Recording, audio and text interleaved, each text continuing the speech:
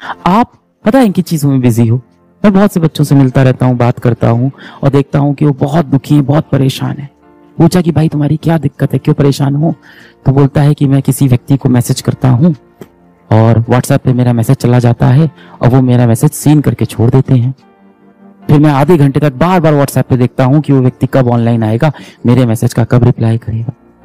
वो व्यक्ति बार बार ऑनलाइन आता है और मुझे इग्नोर करके चला जाता है और मुझे पूरी उम्मीद रहती है कि हो सकता हो अगले आधे घंटे में उसका एक रिप्लाई आ भी जाए। अब सामने वाला व्यक्ति समझ चुका है कि आप उसके एकदम पैरों पे पड़े हुए हो। वो जब चाहे आपको इग्नोर कर सकता है। 2-3 घंटे बाद आपको एक छोटा सा मैसेज वो लिख भी देगा और आप वापस चले जाओगे उसके पैरों में, फिर गिर जाओगे कि हाँ उसने रिप्लाई कर दिया। आप समझदार हो, आपको समझ में आ रहा है कि वो आपका सिर्फ इस्तेमाल कर रहा है। जैसे ही उसको काम पड़ता है वो आपको फिर से एक मैसेज कर देता है। तो भाई आपके लिए अच्छा ये है कि आप उस व्यक्ति को खुद भी इग्नोर कर दो। अब आप भी उसको मैसेज करना बंद कर दो। चीजों को इतना जटिल, इतना कॉम्प्लेक्स क्यों बना रहे हो अपने लिए? आप भी उनको मैसेज करना बंद कर दो। सर मैंने मैसेज करना बंद कर दिया तो मैं उसको अपनी जिंदगी से खो दूंगा।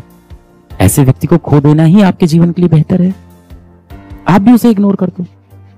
जब आप उसे इग्नोर करोगे तो 2 चीजें हो सकती है। एक हो सकता हो वो आपके महत्व को समझ जाए, वो आपको उतना ही महत्व देने लगे जितना आप उसको महत्व देते हो। दूसरा हो सकता है कि वो आपसे बात करना बंद कर दे। अच्छा है, ऐसा व्यक्ति आपके जीवन से चला गया, आपके लिए अच्छा है। क्या होगा? दिल टूट जाएगा। सबसे अच्छी बात है, जीवन में एक बार दिल टूट जाए इंसान बहुत मजबूत बन जाता है।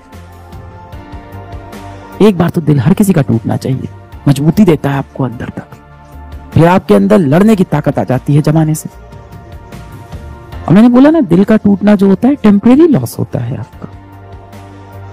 सर नहीं रह पाऊंगा उसके बिना। क्या बात कर रहे हैं?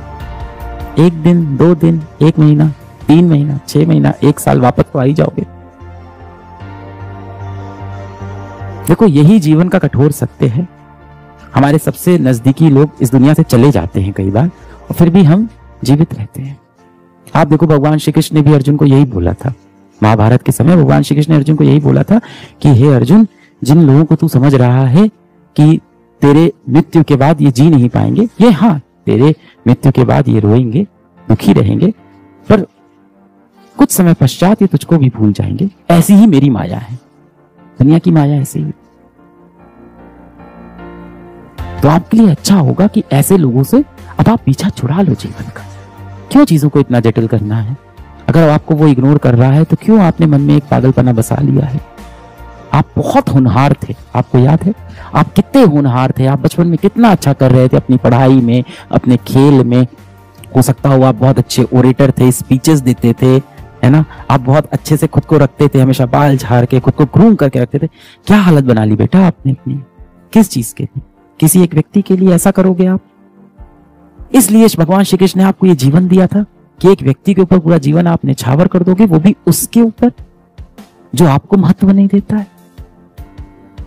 जीवन में प्रेम करना बुरी बात नहीं है, प्रेम करना बहुत अच्छी बात है। आपके जीवन में भी ऐसे कई लोग हैं जो आपको बहुत प्रेम करते हैं, जो आपसे समय समय पूछते हैं कि बेटा रात का खाना खाया कि नहीं।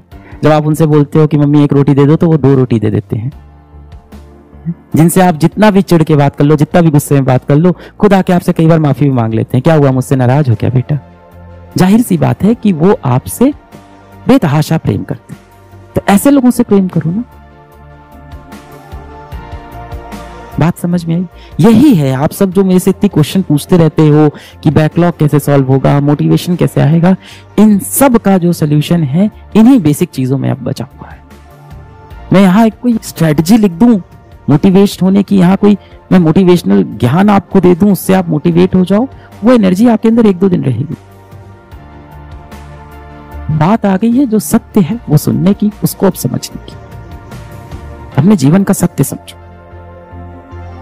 कब तक इन चीजों को इग्नोर करते रहोगे, इन चीजों से भागते रहोगे? नहीं चलेगा ऐसे काम भाग के। जो जीवन आपको मिला है ना, मनुष्य के रूप में जो जीवन मिला है, ये भगवान का दिया बहुत अनमोल तोहफा है।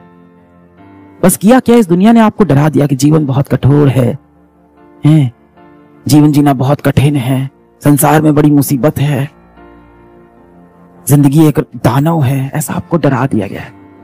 जीवन बहुत खूबसूरत है, आपके लिए 1000 तोहफे लेके आपका लक्ष्य वहां पे खड़ा हुआ है, बाहें खोले हुए, आपको सिर्फ हाथ बढ़ाना है, खुद को काबिल बनाना है ताकि उस लक्ष्य के काबिल आप हो जाओ, उन तोहफों के काबिल आप हो जाओ, बस इतना है।